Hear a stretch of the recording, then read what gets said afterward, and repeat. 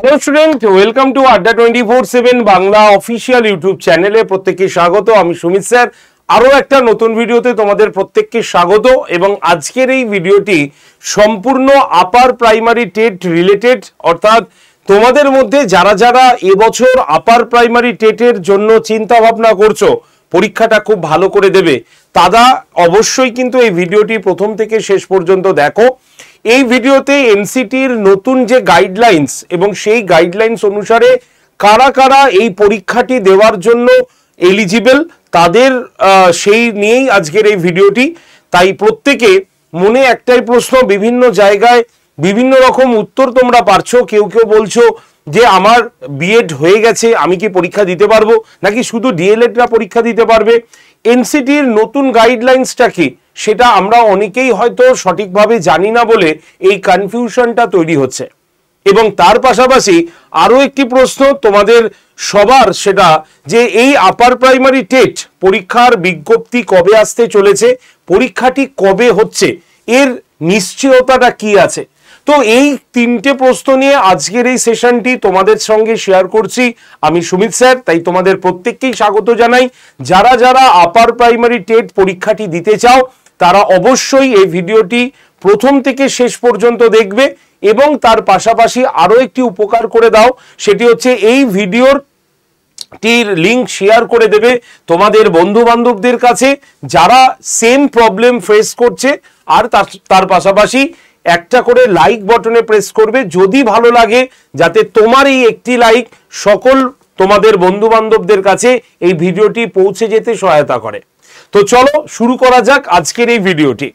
তো প্রথমেই আমি একটা কথা বলবো তোমাদের, সেটি হচ্ছে আপার প্রাইমারি টেট এই খবরটি আমাদের কাছে কবে থেকে এলো, বা এই খবরটি আসার প্রাসঙ্গিকতাটা কি আছে। দেখো, আপার প্রাইমারি টেট এই বিজ্ঞপ্তি বা এই খবরটি বা পরীক্ষাটি হবে কমিশনের তরফ থেকে জানানো হচ্ছে, সেটা আজ থেকে প্রায় 3 মাস আগেকার ঘটনা, 3 থেকে 4 মাস আগেকার ঘটনা। এবং এর জন্য ক্যালকাটা গেজেটে অলরেডি পাবলিশড হয়েছে। তারপরে ঘটনাটা হচ্ছে, আমরা জানি 6 to 8 এই মানে ক্লাসগুলো পড়ানোর জন্য সরকার একটি নতুন পোস্ট তৈরি করেছিল আগেই। তার নাম ছিল হচ্ছে আপার প্রাইমারি, অর্থাৎ প্রাইমারি আমরা জানি 5 মানে একদম একটা মানে প্রাইমারির পরে হচ্ছে আমাদের আপার প্রাইমারি, যেটা হচ্ছে আমরা মানে 8 পর্যন্ত, তারপরে 9 and 10, তারপরে 11, 12, এই হচ্ছে আমাদের মানে প্রাইমারি, আপার প্রাইমারি, এসএলএসটি, এই হচ্ছে 3টে লেভেল। আর এই লেভেলে পড়ানোর জন্য বা পড়ার জন্য আমরা জানি যে আপার প্রাইমারি টেট নিয়োগ করা হয়েছিল বা আয়োজিত হয়েছিল, সেখান থেকে অলরেডি একবার রিক্রুটমেন্ট হয়েছে। কিন্তু সেই রিক্রুটমেন্ট হয়ে স্কুলগুলোতে যে সমস্ত স্যাররা মানে আপার প্রাইমারি ক্লাসে জয়েন করেছেন বা রিক্রুটমেন্ট হয়েছেন, তাদের বহু স্কুলে আছে যেখানে সিঙ্গেল টিচাররা রয়েছেন, ফলে তারা ট্রান্সফার পাচ্ছেন না এবং তারা মিউচুয়াল তো করতেই পাচ্ছেন না। তো দীর্ঘদিন ধরে নিয়োগ প্রক্রিয়া কিন্তু বন্ধ ছিল। আর এর জন্যই 4 মাস আগেই আমরা দেখেছিলাম যে কলকাতা হাইকোর্টের ভৎসনার মুখে পড়তে হয়েছিল এসএসসি বোর্ডকে। এবং সেই সময় একদম পরিষ্কার যে কলকাতা হাইকোর্ট থেকে এটাই প্রশ্ন করা হয় যে সবকিছু তো ক্লিয়ার, তাহলে 10 বছর ধরে আপার প্রাইমারি টেটের নিয়োগ নেই কেন, এইটা প্রশ্ন হয়। এবং সেই প্রশ্নের উত্তরে একদম আমাদের এসএসসি বোর্ড অ্যানাউন্সমেন্ট করে বসে যে 2026 সালে একদম মার্চ মাসের মধ্যেই তারা আপার প্রাইমারি টেটের নিয়োগ দেবেন, কারণ ভ্যাকেন্সি তো রয়েছে, তো সেই ভ্যাকেন্সিটা তারা পূরণ করবে। এই হচ্ছে নিউজটা। আর এই নিউজের পরেই আমরা ক্যালকাটা গেজেটে দেখতে পারি, যেখানে একদম সম্পূর্ণ আপার প্রাইমারির যে সিলেবাস, এনসিটির গাইডলাইন্স অনুসারে যে সিলেবাস, সেটা প্রকাশ করে এবং প্রকাশিত হয়, সেটা হচ্ছে এই এসএসসির অনুমোদন ক্রমে। এবং তারপরে আমরা দেখতে পারি কি যে একের পর এক সরকারের নিয়োগ পত্র শুরু হয়। প্রথমে আমাদের এসএলএসটি একদম সুপ্রিম কোর্টের অর্ডার অনুসারে পরীক্ষা কমপ্লিট হয়ে যায়। এরপরে group C group D recruitment হয়ে যাবে। মাঝখানে আমরা দেখলাম যে টেটের অল ক্লিয়ার করে দিল, অর্থাৎ ভ্যাকেন্সি ডিক্লেয়ার করে দিল ডাব্লিউবি টেটের ক্ষেত্রে। সুতরাং সবকিছুই সরকার কিন্তু করেছে। এবার বলি এর প্রবাবিলিটিটা কি আছে, পরীক্ষাটা কি আদৌ হবে?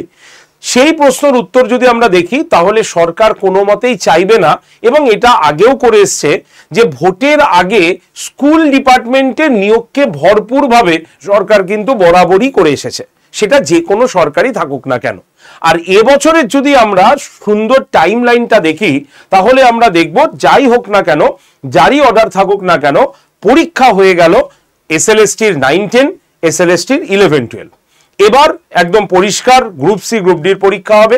মাঝখানে পুজোর মধ্যেই ডাব্লিউবি টেটের অ্যানাউন্সমেন্ট হয়ে যাবে বলা হয়েছে, সুতরাং আশা রাখতেই পারি আমরা যে ডিসেম্বরের মধ্যেই তারা মানে রিক্রুটমেন্ট পেয়ে যাবে।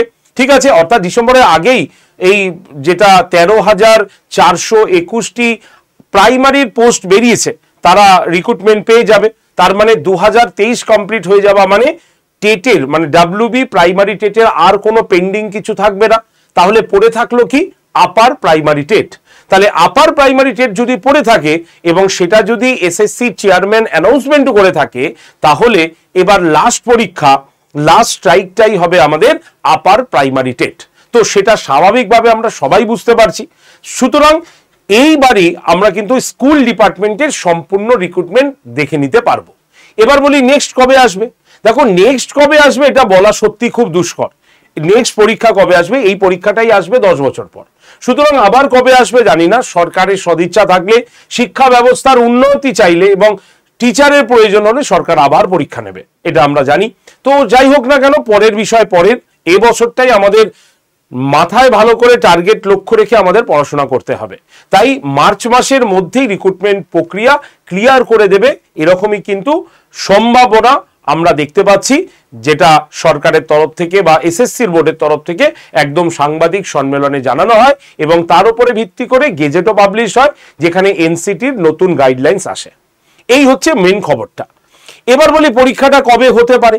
পরীক্ষাটা যদি আমরা দেখি তাহলে পরীক্ষাটা কিন্তু হবে আমাদের ধরে রাখো জানুয়ারি মাসের শেষ দিকে, কারণ ফেব্রুয়ারি মাসে আমাদের অলরেডি ভোটের যাদের যাদের ডিউটি পড়ার কথা বা ট্রেনিং, তাদের কিন্তু বিজ্ঞপ্তি বা তাদের কিন্তু নোটিশ চলে এসছে।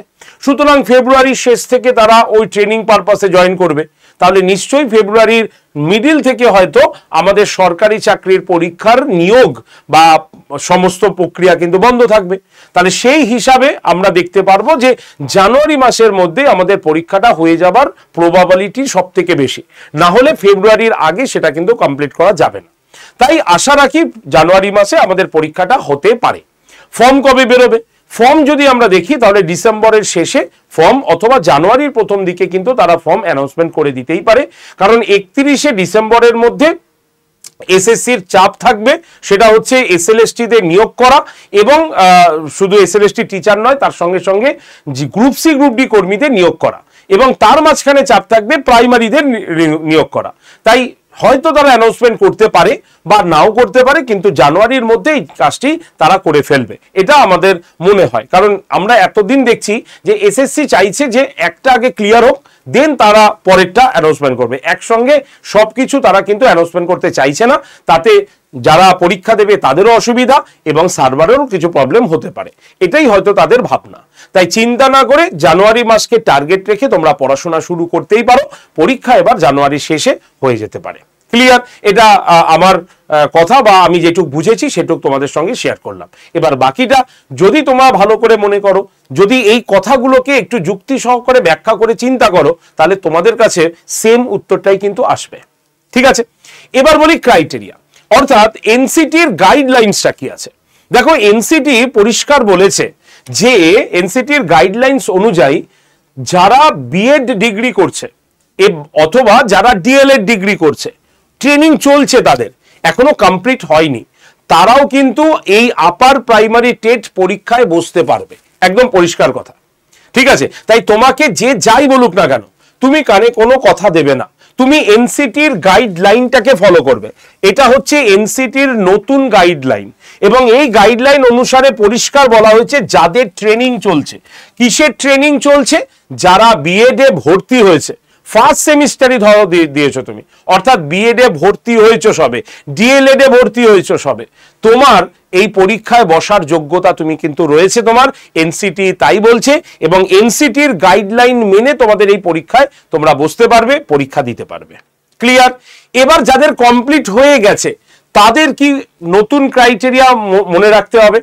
মনে রাখতে হবে যারা বিএড ডিগ্রি নিয়ে পরীক্ষায় বসতে যাচ্ছি, মানে ধরা গেল আমি এখন বিএড কোর্সে ভর্তি হয়েছি, আমি পরীক্ষা দিতে পারবো, কিন্তু আমার যদি গ্র্যাজুয়েশনে 50% মার্কস না থাকে তাহলে কিন্তু আমি পরীক্ষায় বসার কোনো যোগ্যতা পাবো না।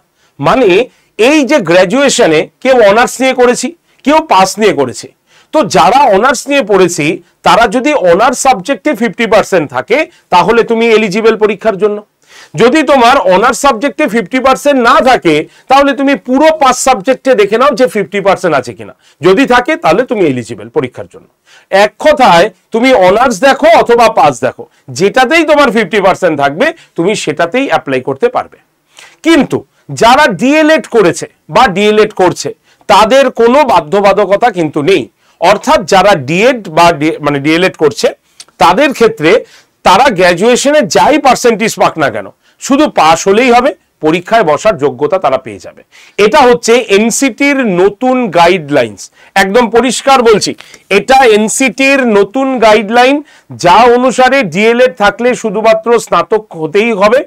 এক্ষেত্রে স্নাতকে 50% নম্বরের প্রয়োজন নেই, যারা বিএড ডিগ্রি নিয়ে করবে তাদের কমপক্ষে 50% মার্কস থাকা দরকার, একদম পরিষ্কার গাইডলাইন সেটাই বলছে। তাহলে এবার তুমি পরীক্ষায় বসার জন্য আর কাউকে কিছু জিজ্ঞাসা করবে না আশা করি, কারণ পুরো গাইডলাইন আমি বলে দিলাম। এবার পরীক্ষার প্রস্তুতির জন্য তোমার পরীক্ষার প্যাটার্নটা দেখা উচিত। পরীক্ষার প্যাটার্ন দুটো পার্টে ডিভিশন হচ্ছে, অর্থাৎ একটা তিনটে কমন পেপার থাকছে, যারা আর্টস নিয়ে পড়ছে, যারা সায়েন্স নিয়ে পড়েছে গ্র্যাজুয়েশনে তাদের জন্য 60 নম্বর আলাদা হয়ে যাচ্ছে।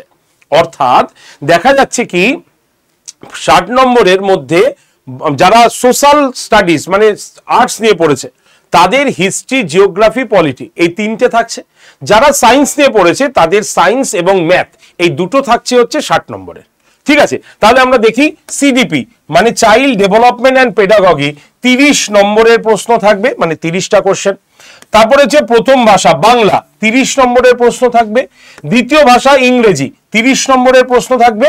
এবার যারা বিজ্ঞান নিয়ে পড়েছে সায়েন্স স্টুডেন্ট তারা গণিত এবং বিজ্ঞানে 60 নম্বর পরীক্ষায় বসতে হবে, আর যারা সমাজ বিজ্ঞান নিয়েছে মানে হচ্ছে সায়েন্সের স্টুডেন্ট তারা আবার 60 নম্বর দিয়ে কলা বিভাগের ছাত্রদের জন্য এটা থাকবে। বোঝা গেল? তাহলে এই যে টেটের টোটাল 150 নম্বরের পরীক্ষা হবে, আর এই 150 নম্বরের তুমি যখনই 60 পেয়ে যাবে মানে 60% পেয়ে যাবে মানে 90 পাবে, তখনই তুমি কিন্তু এই পরীক্ষা মানে টেটটা তুমি উত্তীর্ণ হলে। ঠিক আছে, তাহলে টেট উত্তীর্ণের জন্য 60% মার্কস দরকার, মানে 90 হলেই তুমি টেট কিন্তু উত্তীর্ণ হলে। এটা হচ্ছে আমাদের জেনারেলদের জন্য বললাম। এবার আমি তোমাদের বলি, এবার নতুন নিয়ম অনুসারে এনসিটির নতুন রুলস অনুসারে আমরা দেখব টেট পরীক্ষা হয়ে যাবার পর সাবজেক্টের একটা পরীক্ষা তোমাকে দিতে হবে, অর্থাৎ কোন সাবজেক্টের উপরে তুমি পরীক্ষা দেবে সেটা তুমি আগেই ঠিক করে নেবে। ধরা গেল তুমি সায়েন্সের স্টুডেন্ট, তাহলে তুমি তোমার সাবজেক্ট চুজ করলে ম্যাথ, বা তুমি তোমার সাবজেক্ট চুজ করলে সায়েন্সের একটা পেপার, বা তুমি আর্টসের স্টুডেন্ট তুমি হিস্ট্রি নিয়ে পড়েছো তাহলে তোমার সাবজেক্ট হবে হিস্ট্রি। এইভাবে তুমি প্রথম থেকেই তোমার সাবজেক্টকে চুজ করবে এবং সেই সাবজেক্টের উপরে পরে লিখিত পরীক্ষা হবে 25 নম্বরের। তাই যদি তুমি তোমার একাডেমিক বিষয়টাকে দেখো তাহলে তুমি দেখবে যে তোমার পুরো আপার প্রাইমারি টেটকে 10 নম্বরের একাডেমিক স্কোর হিসাবে তোমাকে নেওয়া হচ্ছে। একাডেমিক স্কোর কিভাবে নেওয়া হচ্ছে? গ্র্যাজুয়েশনের নাম্বার অনুসারে, অর্থাৎ গ্র্যাজুয়েশনে তুমি যদি দেখো 60-এর বেশি পাচ্ছ তাহলে তুমি পাচ্ছ হলো 10 নম্বর। তুমি যদি 50 থেকে 59 পর্যন্ত পাও তাহলে তুমি 8 নম্বর পাচ্ছ। আর যদি তুমি 50-এর কম পাও, মানে দেখো 50% হলে তো তুমি বসতে পারবে না, ঠিক আছে, মানে বিএড যদি ডিগ্রি হয় তাহলে তোমার 50%ই লাগবে, তাহলে সেই ক্ষেত্রে তুমি কিন্তু 8 পেয়ে যাবে। আর যারা ডিএলএড, যাদের 50% নেই, তারা কিন্তু 6 পাবে, কারণ তারা পরীক্ষায় বসার যোগ্যতা পাবে। ডিএলএড হলে গ্র্যাজুয়েশনের কোনো ফিক্সড পার্সেন্টেজ দরকার হয় না, ঠিক আছে। তাহলে সেক্ষেত্রে 10 নম্বর। টেটে তুমি কত নম্বর পাচ্ছ 60 হিসাবে, মানে এরপরে তুমি যা পাবে সেটা মার্কস ক্যালকুলেট করে তাকে 40 মধ্যে আনা হবে, সেটা এখানে ইনক্লুড থাকবে। ইন্টারভিউতে 15 নম্বর, লেকচার ডেমোতে হচ্ছে 5 নম্বর, আর মানে অভিজ্ঞতার উপরে। এবার এই এক্সপিরিয়েন্সটা বিভিন্ন খাতে এক্সপিরিয়েন্স হতে পারে, কারণ এদের তো আর চাকরি যায়নি, সুতরাং যারা ইন সার্ভিসে রয়েছেন তারাই পরীক্ষা বসবে এরকম কোনো কথা নেই। সুতরাং এটা অভিজ্ঞতার ভিত্তিতে 5 নম্বর এক্সট্রা দেওয়া হয়েছে, ঠিক আছে। তো এই হিসাবে আমাদের কিন্তু টোটাল আমরা দেখতে পাবো টেটের প্রসেসটা মোট 100 নম্বরে ক্যালকুলেট করা হবে, ঠিক আছে। টেট হবে কিন্তু 150 নম্বরে, কিন্তু সেটা 40 নম্বরে তারা কিন্তু ক্যালকুলেট করবে। তো এই প্রসেসটায় আমি তোমাদের বলে দিলাম, এই প্রসেসে তোমাদের কিন্তু রিক্রুটমেন্ট হবে, আর এটা হচ্ছে এনসিটির নতুন গাইডলাইন্স, তাই এটার উপরে আর কোনো কথাই হবে না। এই পরীক্ষাটা এই গাইডলাইন্সের উপরেই কিন্তু হতে চলেছে। এবার বোঝাতে পারলাম, আশা করি প্রত্যেকেই বুঝেছি। তাহলে এবার আসি আমরা লাস্ট কথায়, যে প্রিপারেশন কি করে করব। দেখো একদম সিম্পল কথা বলি, উইথাউট ট্রেনিং বা উইথাউট প্রিপারেশন ছাড়া এই পরীক্ষায় বসা মানে না বসারই সমান। তাই এখন থেকে যদি তুমি পরীক্ষার জন্য প্রস্তুতি নাও, তাহলে কিন্তু তুমি এই পরীক্ষাকে সহজেই ক্র্যাক করে দিতে পারবে। আর এই পরীক্ষায় কিন্তু রিক্রুটমেন্ট হবেই, তাই একদম পরিষ্কার কথা, তুমি তোমার নিজের বাড়িতে থাকা বইগুলোকে সিলেবাস ওয়াইজ তুমি পড়ে নিতে পারো, অথবা তুমি এটাও করতে পারো যে তুমি কোনো জায়গায় ভর্তি হলে সেখানে সম্পূর্ণ গাইডেন্সের জন্য সেটাও হতে পারে। আর যদি তোমরা মনে করো যে আমাদের কাছে ভর্তি হয়ে যেমন আগের বছরে এতজন টেট কোয়ালিফাই করেছে তাদের মতো তুমিও যদি কোয়ালিফাই করতে চাও, তাহলে কিন্তু এই ব্যাচটায় তোমরা ইজিলি কিন্তু ভর্তি হতে পারো। এই যে আমি ব্যাচটা দেখাচ্ছি, ব্যাচটার নাম হচ্ছে টেট চ্যাম্পিয়ন ব্যাচ, ঠিক আছে। এই যে টেট চ্যাম্পিয়ন ব্যাচটা রয়েছে, এই ব্যাচটা কিন্তু সম্পূর্ণ আপার প্রাইমারি টেটের প্রস্তুতি তো দিচ্ছেই, তার পাশাপাশি সিটেট এবং ডাব্লিউবি টেট যারা পড়তে চাও তারাও কিন্তু এই ব্যাচে এই দুটো জিনিস বা এই দুটো ব্যাচ ফ্রিতে পেয়ে যাচ্ছ। অর্থাৎ একজন candidate upper primary TET, WB TET এবং সিটেট তিনটে ব্যাচই একটার মধ্যেই কম্বাইন্ডে পাচ্ছে, যার নাম হচ্ছে কি টেট চ্যাম্পিয়ন ব্যাচ। আর এই ব্যাচটায় তোমরা অনেকেই ভাবতে পারো যে স্যার আমি যদি আপার প্রাইমারি টেটটা করি সেই সময় যদি সিটেটের ক্লাস হয় তাহলে তো আমার ক্লাসটা মিস গেল, বা আমি আপার প্রাইমারি ক্লাস করছি সেই সময় ডাব্লিউবি টেটের একটা ক্লাস হলো, আমি তো মিস করব। আমি বলবো না, এখানে রুটিনটাই এমন ভাবে তৈরি করা হয়েছে যেখানে একজন স্টুডেন্ট তিনটে ক্লাসে কিন্তু মানে করে নিতে পারবে, তার কোনো ক্লাসের সঙ্গে কোনো ক্লাসের ক্র্যাশিং হবে না। তাই তোমাদের উদ্দেশ্য একটাই, যদি শুধু আপার প্রাইমারি টেট দাও তাহলে তুমি এই ব্যাচটা কিন্তু নিতে পারো। যদি তুমি আপার প্রাইমারির পাশাপাশি সিটেট এবং ডাব্লিউবি টেটও প্রস্তুতি নিতে চাও তাহলেও কিন্তু এই ব্যাচে রয়েছে, সেটা যাতে তুমি মানে ক্লাসটা করতেও পারো নাও করতে পারো। তিনটে ব্যাচ তোমাদের একসঙ্গে দেওয়া হয়েছে। আর সব থেকে খুশির খবর হচ্ছে যারা এই আজকের এই ভিডিওটা দেখে ব্যাচটা নিচ্ছ তারা কিন্তু এই ব্যাচটা সম্পূর্ণ 2 বছরের জন্য পেয়ে যাবে। অর্থাৎ হ্যাঁ ঠিকই শুনছো, এই ব্যাচটা কিন্তু তখন হয়ে যাবে 2 ইয়ার্সের জন্য, 2 বছরের জন্য।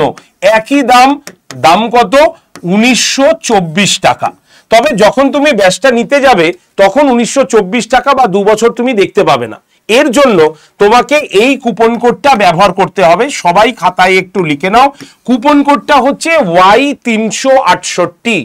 এই Y368 কুপন কোড ইউজ করলেই দেখবে সঙ্গে সঙ্গে এই ব্যাচটা 2 বছরের জন্য হয়ে গেছে এবং ব্যাচটার প্রাইস এসে যাবে 1924 টাকা।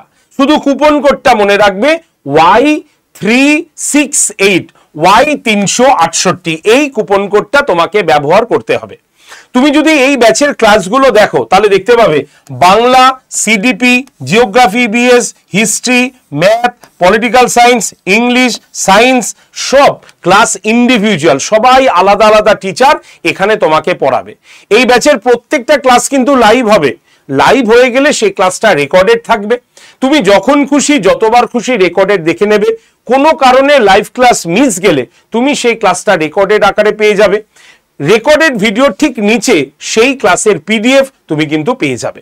সুতরাং live class, recorded video, mock test, PDF এবং এই পিডিএফটা তুমি ডাউনলোড করে প্রিন্টও করতে পারবে। সুতরাং সব কিছু রয়েছে এই একটা মাত্র ব্যাচে।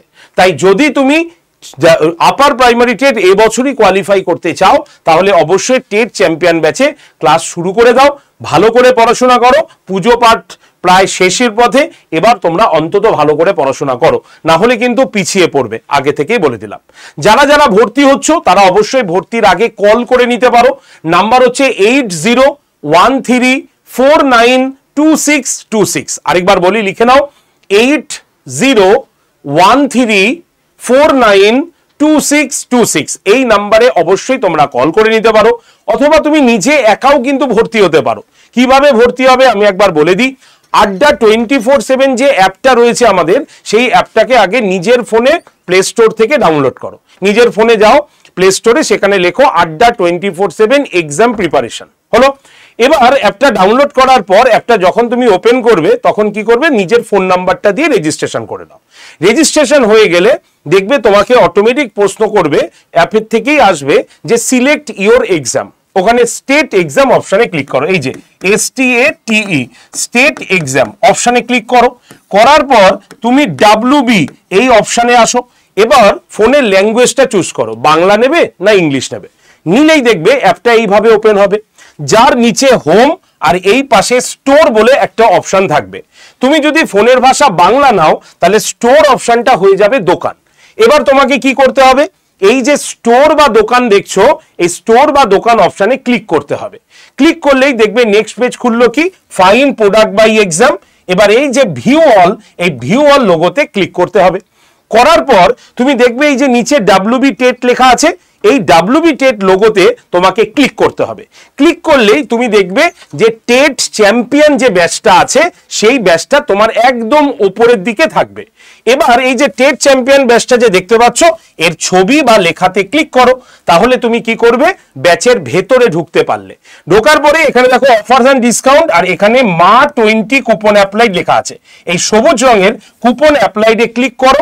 করার পরে দেখো এন্টার কুপন কোড এসছে, সেখানে তোমাকে লিখতে হবে Y368। দেখেছো লিখছে, লেখার পর এই যে অ্যাপ্লাই বাটনে ক্লিক করলেই দেখবে ব্যাচটার দাম হবে 1924 টাকা সম্পূর্ণ 2 বছরের জন্য।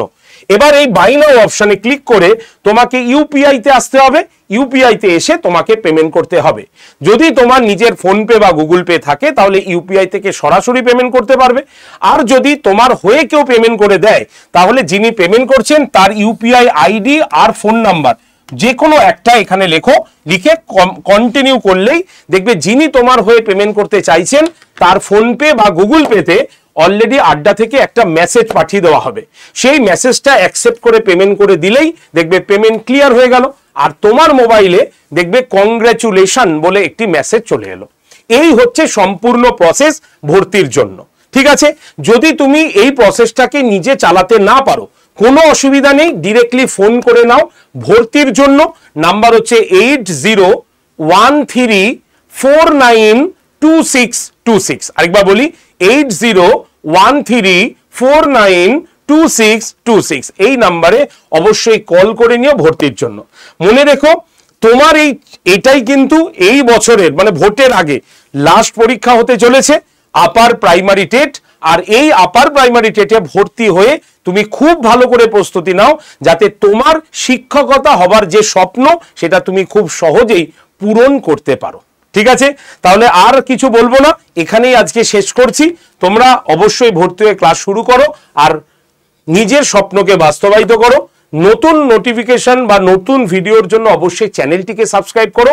আর আরেকটা কাজ করো, অবশ্যই চ্যানেলটাকে সাবস্ক্রাইব করার পাশাপাশি লাইক বটনে একটা প্রেস করে দিও এবং বন্ধু বান্ধবদের কাছে অবশ্যই এই ভিডিওটাকে কিন্তু একটু শেয়ার করে দিও। ভালো থেকো প্রত্যেকে, সুস্থ থেকো, আবার পড়াশোনাটা কিন্তু শুরু করে দিও। ধন্যবাদ প্রত্যেককে, দেখা হচ্ছে তোমাদের সঙ্গে আরো একটা নতুন ভিডিওতে।